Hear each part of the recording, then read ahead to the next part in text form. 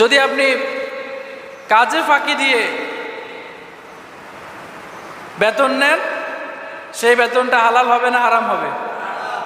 আর হারাম যে শরীর খায় সেই শরীর কখনো আল্লাহ জান্নাতে প্রবেশ করবে না।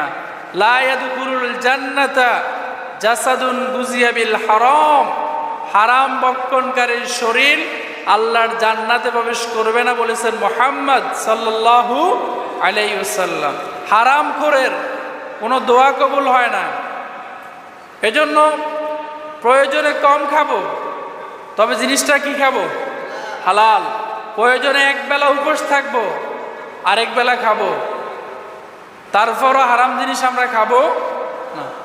তাহলে নামাজ পড়া যেমন ফরজ, রোজা রাখা যেমন ফরজ, হজ করা যেমন ফরজ, যাকাত দেওয়া যেমন ফরজ, এই ফরজ ইবাদতের সাথে হালাল রুজি ইনকাম করাটাও কি